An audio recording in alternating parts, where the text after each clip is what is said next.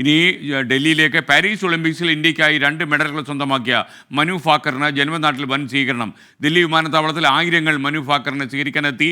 ഷൂട്ടിങ്ങിൽ ഇന്ത്യക്കായി 2 വെങ്കല മെഡലുകളാണ് മനു നേടിയത്. 10 മീറ്റർ എയർ പിസ്റ്റളിലെ വ്യക്തിഗത മത്സരത്തിലും ടീം ഇനത്തിലുമാണ് മനു ഭാക്കർ മെഡൽ നേടിയത്. പരിശീലകൻ ജസ്പാൽ റാണയും മനു ഭാക്കറിനൊപ്പം ഉണ്ടായിരുന്നു. ആർ രാധാകൃഷ്ണൻ ഡൽഹിയിൽ നിന്നും ടെലിഫോണിൽ ചേരുന്നു. രാധാകൃഷ്ണൻ, വളരെ സമുചിതമായ സ്വീകരണമാണ് മനുവിന് നൽകിയതെന്ന് മനസ്സിലാകുന്നു.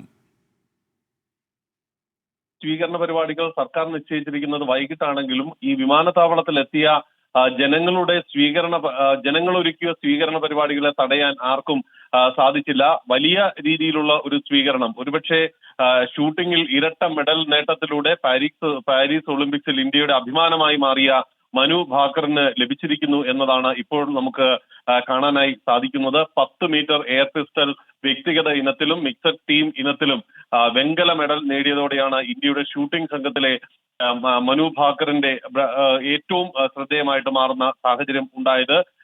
ഈ വിമാനത്താവളത്തിൽ എത്തിയ മനു ഭാക്കറിനെ സ്വീകരിക്കാനായിട്ട് ഈ കായിക പ്രേമികൾ ഒന്നടങ്കം എത്തുന്ന ഒരു കാഴ്ചയാണ് കാണാനായി സാധിച്ചത്.